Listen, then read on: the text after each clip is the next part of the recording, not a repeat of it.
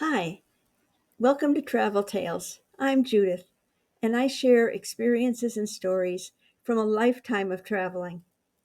But today I don't want to talk about a specific incident or happening, and this is episode 6. I'd rather talk about something a little bit more general, but I think we can all think about this a bit when we're going to travel. I used to talk to my students when I was teaching high school about the difference between a tourist and a traveler. A tourist is someone who wants to see another country. They talk about it a lot like I've done Paris. They see what the landscape looks like. They see, the Eiffel Tower, they see museums and things. But when it comes down to maybe where they want to stay, they maybe want to stay in a hotel that's familiar to them. They'd like to find a restaurant that serves the kind of breakfast that they're used to.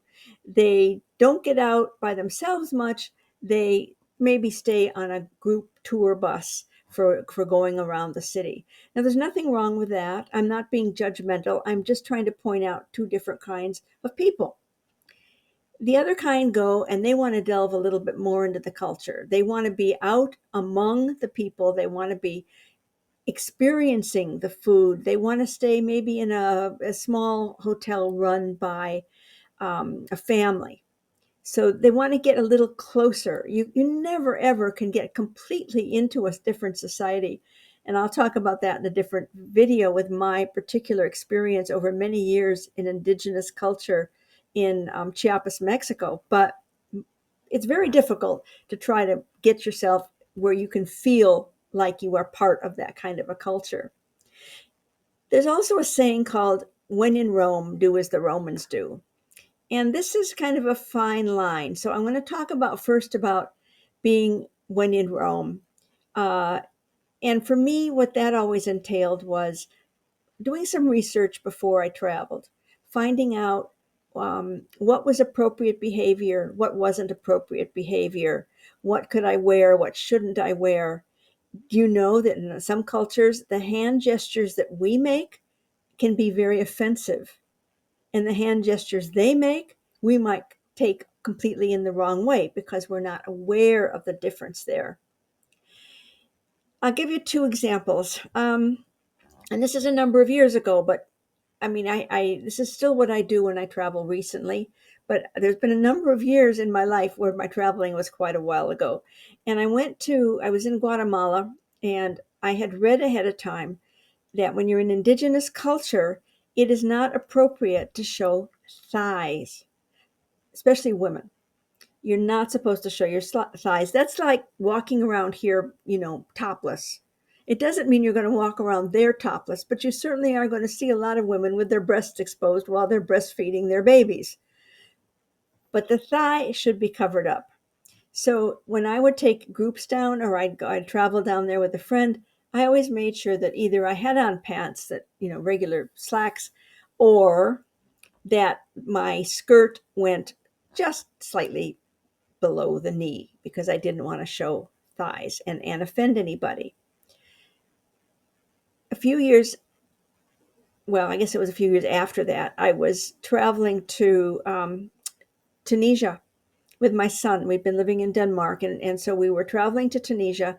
And I had read ahead of time that in the Muslim culture, women, as you probably are aware, are modestly dressed.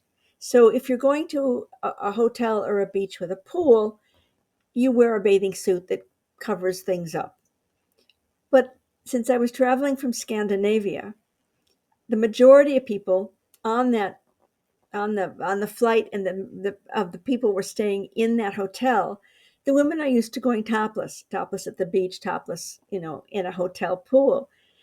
And I had been told that the Muslim men that work cleaning the pool, cleaning the patio areas, serving drinks, et cetera, find this really difficult to deal with.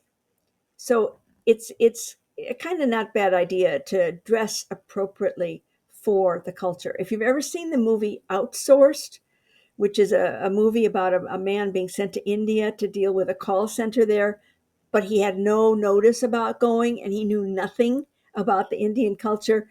And it's a funny movie, and it kind of points this out, what I'm saying. Um, the fine line, however, between being careful and kind of dressing appropriately is also, let's say you're in a place where it has beautiful in clothing that everybody, that the indigenous people, that the people just that live there wear, and you find it really beautiful and you want some of that clothing and you want to wear it there. And there's many places that's fine. But there are other places where that feels like you're appropriating, you're trying to appropriate their culture. Um, and these clothes have meaning behind them. So when a tourist or traveler puts on that clothing, it conveys a bit of disrespect. So one of the things I would always do is check with people. That's a gorgeous shawl, for example. That's a beautiful hand woven, hand embroidered shawl with certain designs on it. Is it okay if I wear that? Is maybe when you get home and you're not going to be around people who are wearing this all the time, that's fine. But there, check on it. Maybe it's okay, maybe it's not.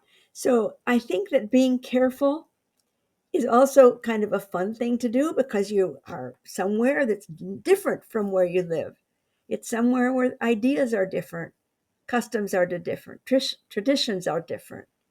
So just check that out before you go. Thanks.